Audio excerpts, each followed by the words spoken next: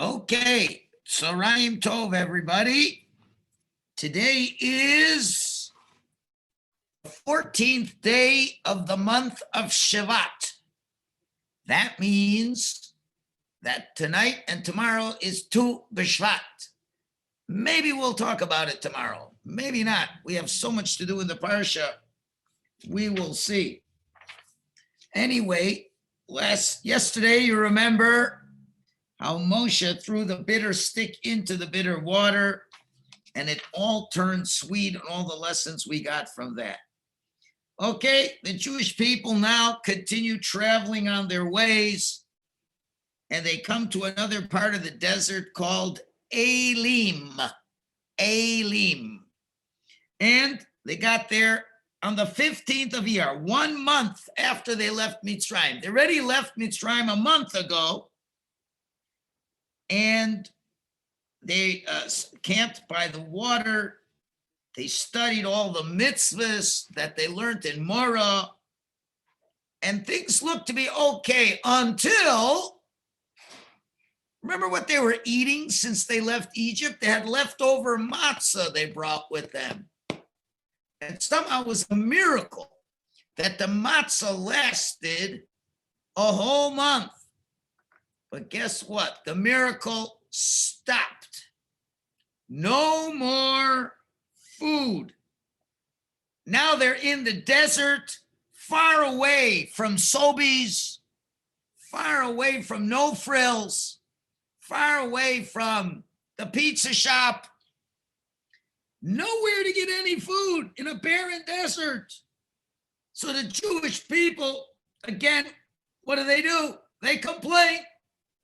And they say, it would have been better if we died in Egypt in the darkness, because now we're going to starve to death. And boys and girls, that's the worst death a person can die. Of all the ways to die, it's the worst way, because you just get hungrier and hungrier and hungrier. And you die. It's a terrible way to die. And they said to Moshe, we remember in Egypt. He said in Egypt, although we didn't eat meat, although we had to hunt animals and cook it for them, and we wouldn't get any of the meat, but at least they gave us enough bread to eat. Now we brought us all here and there's nothing to eat. We're going to be killed by starvation. Hashem's listening to everything they're saying, what are they talking about the meat in Egypt? I guess they want some meat also, huh? Well, was Hashem happy with the way they were speaking? Not exactly. And now we're going to see what Hashem tells Moshe. Here's the next picture. Whoa, what an interesting picture. It's a big picture. I think I'm going to have to make it a little smaller. It's too big. Too big. Little bit over here. Okay. Hashem tells Moshe, tomorrow it's going to rain. Boy, is it going to rain, but it's not going to rain water. It's going to rain something unusual. We'll see what it is in a minute. But right now we'll just say bread from Shemayim.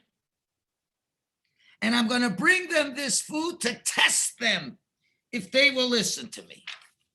And so it was. Moshe says that Hashem heard all your complaints. And who are you that you should complain against us? You're really complaining against Hashem, and Hashem says he will grant you your request. I will give you your request for bread, and I will also give you a request for meat. But although you shouldn't have asked for meat, because you had your own cows, your own kosher animals, why are you asking Hashem for meat? But I'm going to bring you meat also. A lot of you don't know that. And guess what's going to happen? Every night, there's going to be flying from the Shemayim. You'll see in a minute, and you'll get meat, but it will come at night. And that means you don't have a lot of time to prepare it before you go to sleep. And so it is. Hashem says in the evening you will get meat, and in the morning you will get bread to eat. So now, what happened? That night, the wind blew. The wind's blowing.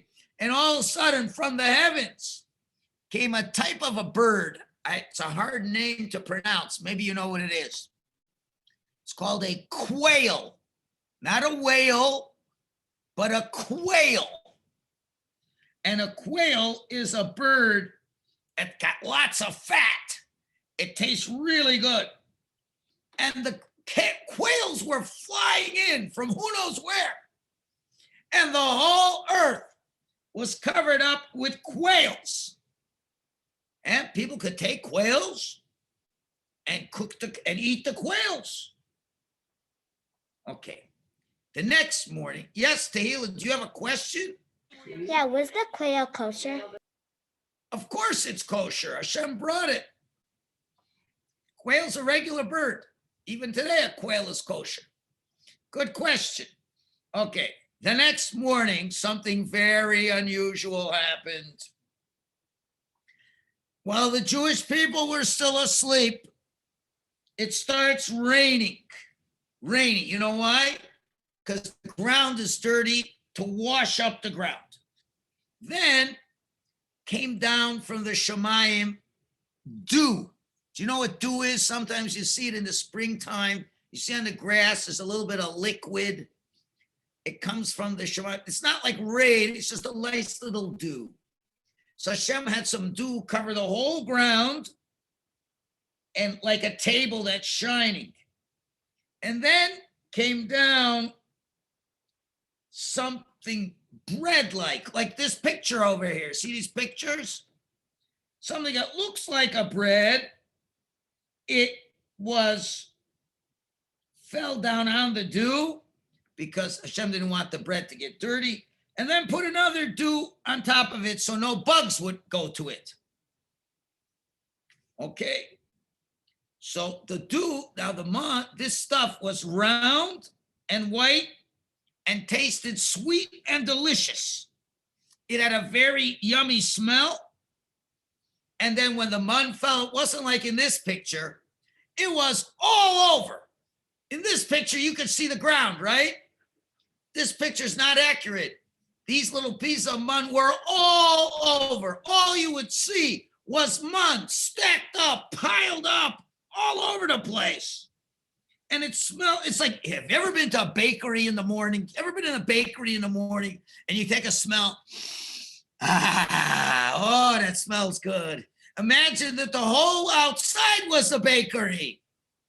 Okay, Matana, do you have a question?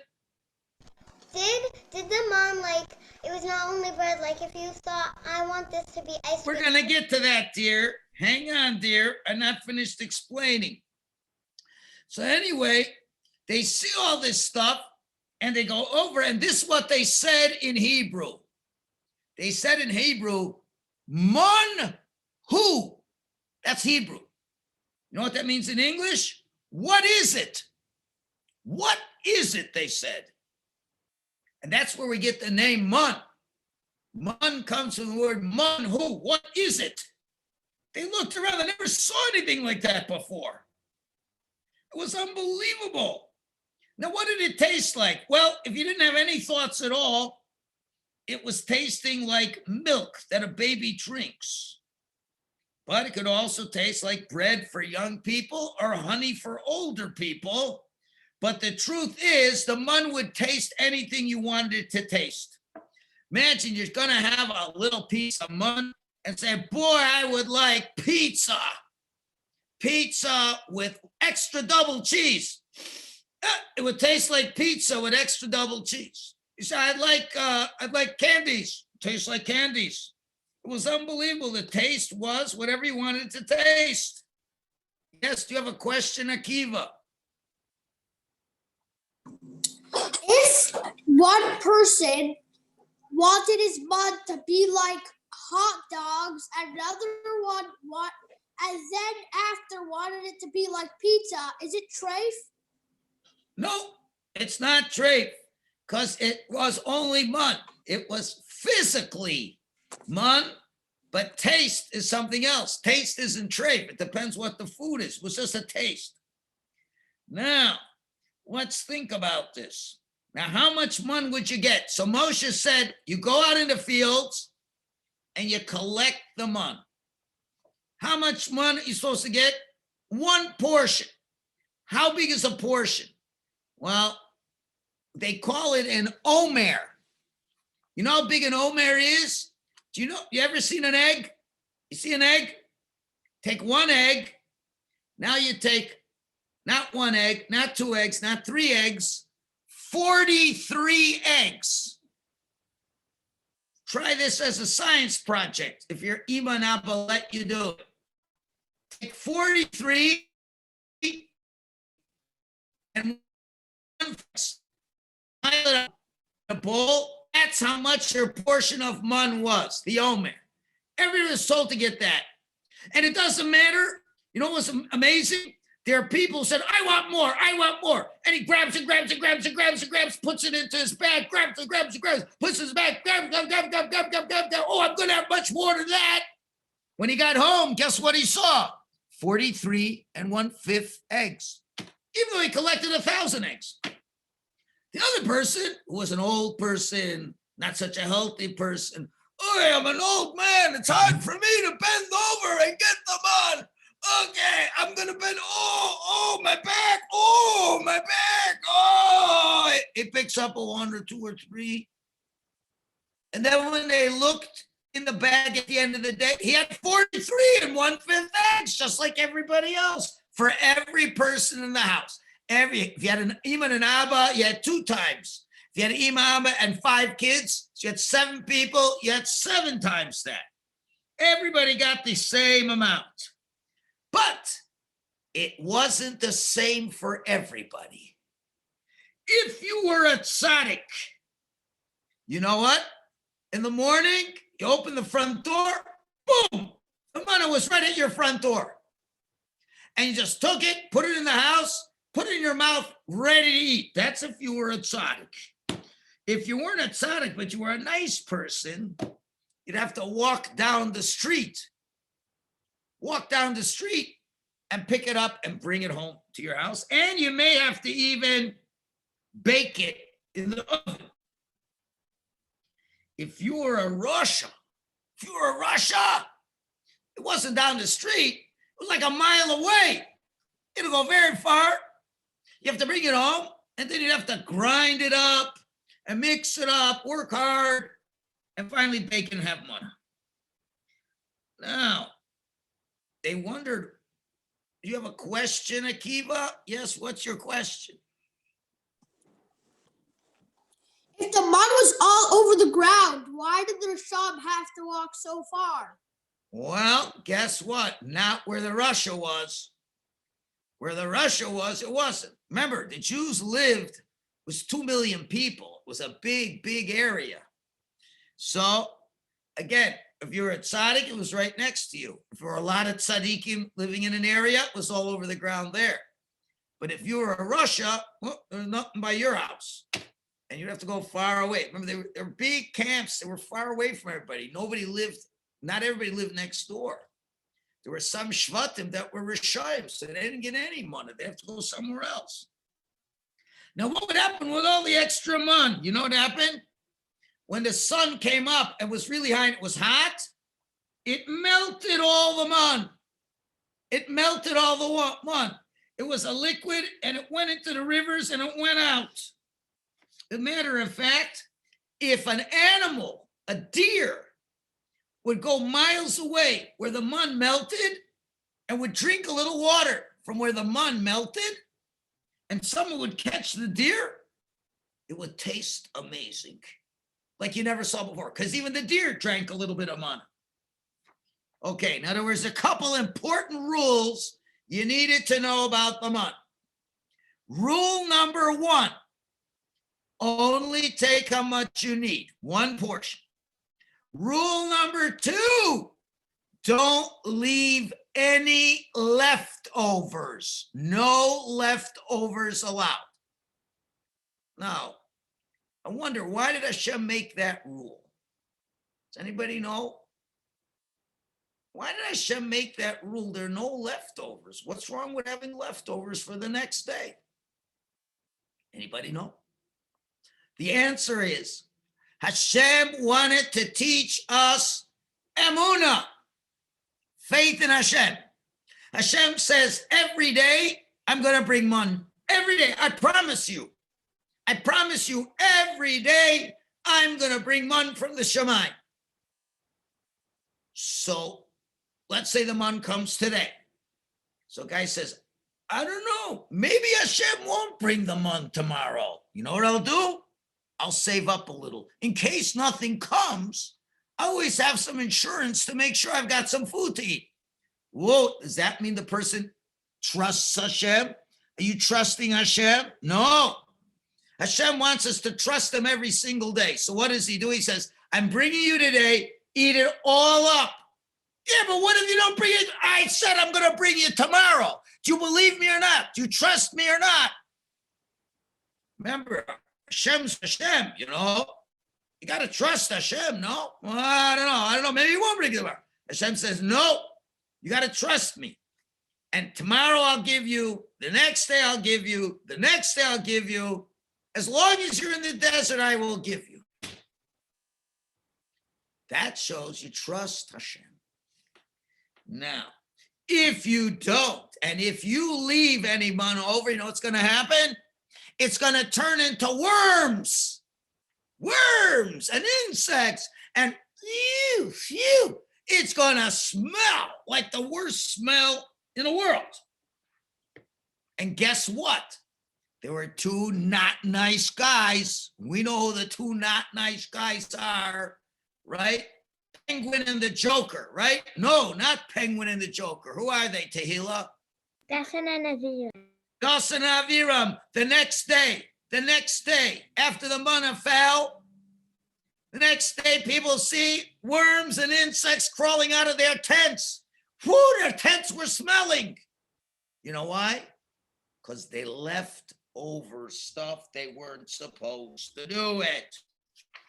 Now, of course, you could ask a question. You know what the question might ask? Why did Hashem have to do it every day? Why didn't Hashem just say, okay, I'm going to give you man for a year. And a year from now, I'll bring you some more man. Why did he have to do it every day? So one reason is because if he brought it all in one day, there'd be a lot to carry every day. Number two, if he brings it every day, it stays nice and warm. But number three, the main reason is the following. Let's say you're a big, powerful, wealthy king. And you have a son who lives far away. And you're the king, so what do? You send him money. Send him a lot of money for the whole year. You know what? How are things doing? But if every day the king sends only for today, so every day the child has to say, Abba, will you bring me some stuff? I need some stuff today. Every day Hashem wants us to talk to him. Every day Hashem wants us to talk to him. You ever wonder why you get hungry every day? Why didn't Hashem make it that you eat today and you're not hungry for a week? You know why? Because then you won't think about Hashem for a whole week. If you know you got to eat every day, you're going to think Hashem every day. Make a brach. If you need man every day, you're going to talk to Hashem every day. Okay, so that's why Hashem did this. And he wants to see if you were going to trust Hashem that he's going to do this. Well, Dasan and Avira, those Rishonim, they didn't trust Hashem.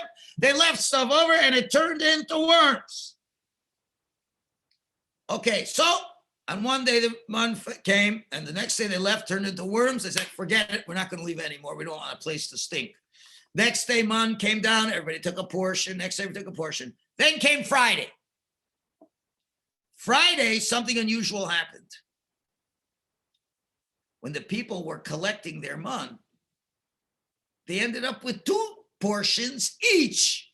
Not 43 1/5 eggs, but 86 2/5 eggs. That's twice as much. And they went to Moshe and said, what's going on? How come we all got twice as much? Oh, Moshe, I forgot to tell you. And it's Erev Shabbos. And Erev Shabbos, something special happens. You know, because did the mun fall on Shabbos? No. The mun did not fall on Shabbos. Shabbos is a day of rest. So if the mun doesn't fall on Shabbos and you get one portion and you got to eat it all up, there's going to be nothing for Shabbos. So what does Hashem do? He said, I'm going to give you twice as much on Friday. And when you get twice as much on Friday, this is the only day, Friday. You eat half and save half for Shabbos.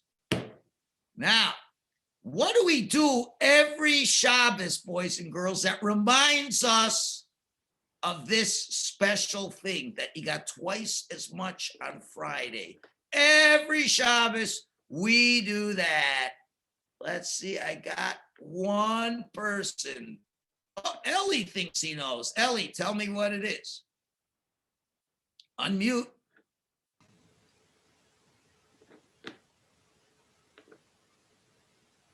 Go ahead, Ellie, we're waiting. We don't hear you. There might be something wrong with your computer. Okay, sorry. We're not able. Do I got problems with my computer? No. My computer. No, it's not just you. I also can't hear him. Okay, so Ellie, you're going to work on your computer. When it's better, you'll let us know. Okay, who thinks they got the answer? What do we do today that reminds us that a double portion fell? Okay, is that Ariella in a car? Yeah, and we have 2 challahs. We have 2 challahs. Lechem Mishnah, excellent. We have 2 challahs. Why do we have 2 challahs? One to remind us of the portion that fell for Friday, to eat on Friday. That was the one portion. And the second one for Shabbos. And what else do we do on Shabbos to remember that? Do we just have the challah right on the table? No. We got a challah board under the table and a cover over the challah, just like it was in the midbar, just like in the desert. There was dew on the bottom, dew on the top, and then you had the 2 challahs over there. So that's what Hashem said.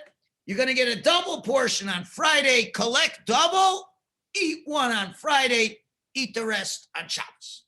Well, guess what? Who do you think's going to make trouble again? Who do you think's going to make? Yeah. What do you say, Akiva? Dasan and Aviram. Yeah, again, those terrible guys. Dasan v'Aviram. Dasan v'Aviram, what do? Let me tell you what they did. They said, we want to make Moshe look like a liar. Do you know what they did late Friday night? When nobody was looking, everybody was asleep. Remember they had one portion of mun left, right? They went out in the backyard or the front yard and they put mun all over the place because they knew it wouldn't turn into worms, right? So they put it all, and then tomorrow, when people wake up, they're going to say, hey, what's this mun? I guess mun did fall. Guess Moshe doesn't know what he's talking about. Well, that's not good. Do you think Hashem is going to let Moshe look bad? So Dusserim said they were laughing. They said, we're going to make Moshe look so terrible because the mun does not get turned to worms. It's going to be for tomorrow. People are going to go out. They're going to see the mun and they're going to see Moshe alive. So early in the morning, before anybody got up,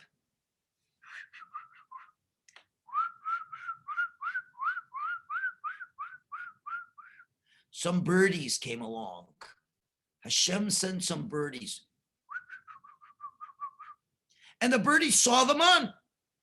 And the birdies ate up all the mun. And then when doesn't get up, they said, come on, let's see if there's any mun. Yeah, let's see if there's mun. Everyone said, I bet you there's mun. I bet you Moshe alive. And then a lot of people went out because they wanted to get mun. And Hashem said, you don't go get mun on Shabbos. Just like you work 6 days a week, but you don't work on Shabbos. You don't work to collect mun. So what happened? Dustin of Yerim, they think the mun's out there. Other people say, yeah, we want more man. We want more man. So there are two terrible things happening. Dustin and Ephraim want Moshe to look bad, and then people think there's man. And then you go out and surprise, surprise, surprise. You are full of lies. There's no man. There's no man. What happened to the man? They didn't know the birds took it. They thought it was a miracle. The other people who went out to get the man, they didn't see any man either. So Hashem saved Moshe that he would not be embarrassed. There's something we're going to do this Shabbos to remember the birds. Does anybody know what not everybody does. It's a minhag, it's a custom. But some people do it. You know what people do? Shabbos lunch, when you got crumbs on the table, challah crumbs, what some people do is you sweep up the crumbs in your dustpan, you go in the backyard and throw the crumbs on your deck. Why? So then that the birds today will come and have a little bit something to eat, because we remember the birds. Now, of course, you're not allowed to feed a bird that's not yours on Shabbos. That you're not allowed to do, because it's not your bird to feed. But if we just put it on the ground, we put it on the ground to remember what happened. Now, it's the winter time. I don't know how many birds are going to come. If you lived in Florida, there'll be a lot of birds. So we leave a few crumbs, and the birds come and they eat the crumbs. And that is what we do to remember that great miracle that happened. Now, of course, why do you think Hashem, and how long did they have man? They had man all 40 years that they were in the desert until they came to Eretz Yisrael and were able to grow their own food. Now, I'm going to leave you with a very fantastic question. And the fantastic question is, what's a bigger nace? Is it a bigger nace for bread to come down from Shemayim? Or is the bigger nace for bread to grow out of the ground? Wheat, you have wheat, you plant wheat, you grow wheat, you cut the wheat down, you grind the wheat, you make it into flour, you make the flour into dough, the flour into dough, you bake, you make challah. What is a bigger miracle? That man comes from Shemayim or hamotzi? Oh, by the way, what was the bracha on the man? Do you know what the bracha on the man was? They had to make a bracha. Baruch atah Hashem, Elokeinu melech olam, hamotzi lechem min hashamayim. You brought bread from the Shemayim, not from Eretz. But which is the bigger miracle? Which is the bigger miracle? What do you think? Akiva, what do you think? That a bigger miracle is if it comes down from the Shemayim. You think so? Why? Why? Because it looks more of a miracle than if you grow it, because all other stuff also grow from the ground. So if you grow bread, just like everything else, it's not going to be such a nace than if it comes out from the Shemayim. Okay, so let me ask you the following question, Mr. Smarty Pants. Let me ask you this. Let's say you lived in the desert and the Jews were 40 years in the desert. And let's say you were a baby born in the second year in the desert. You never saw bread growing out of the ground or nothing growing out of the ground. And as a baby, you see man coming down from the Shemayim. And that's all you ever saw. You never saw fruits growing out of the ground. You with me, Akiva? And then after 39 years, where you're in the desert and all you ever saw was man coming from Shemayim, right? Looks pretty normal. Doesn't look like a miracle to him. And then you go to Eretz Yisrael, and then you see something you never saw before. Wheat growing out of the ground. And people eating bread. And I would ask that boy, what was a bigger miracle? The man or the wheat growing in the ground? What would he say then, Akiva? The wheat growing from the ground. Oh, so now what do we see? That neither one is a bigger miracle. They're both the same miracle. Do you see? We think if something unusual happens, it's a big miracle. That's not true. Everything is a miracle. Everything comes from Hashem. You know, the word miracle in English, I'm going to play a little game with you. You know what miracle is in Hebrew? Listen carefully. If you're really good in Hebrew, some of you older girls, maybe Shira, Ariel, you'll understand this. Take 3 Hebrew words. Me means what? Who? Rak means but. Quail is Hashem. Put those 3 Hebrew words together. Me, rak, quail. Say it fast. The 3 together. What do you get? Say me, rak, quail, fast. Miracle. Miracle. It's a miracle. Why? Because me, who but Hashem could do this? See, even English comes from Hebrew. Me, you ask your parents, what does miracle mean? Me, rak, quail. Miracle. So what does it mean? It only comes from Hashem. Just like the manna from the Shemayim only comes from Hashem. That's miracle. So food that grows in the ground. So boys and girls, you got to know, every time you're eating your sandwich, it's no less of a miracle than manna that comes from Shemayim. Okay, we got to stop it for today. And I'm going to send you a big sheet. If you want to do it, volunteer. Nobody has to do it. It's going to be a game of 20 questions. 20 questions. Multiple choice. You know what? You don't have to do it all in one day. You could do a little today, a little tomorrow, a little before Shabbos. Maybe go your Parsha questions. Let me just show you what it looks like. Here it is. 20 questions.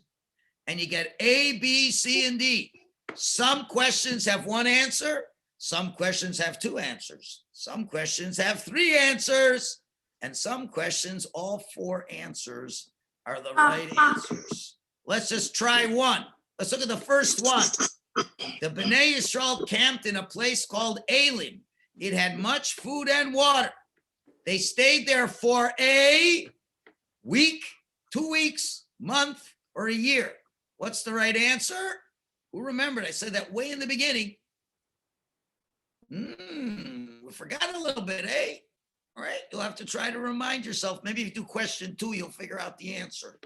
Okay, let's leave it at that for now. We'll close everything up. Have an amazing day and hope you all learn lots of Torah today. Okay, take care, everybody. Take care. Bye.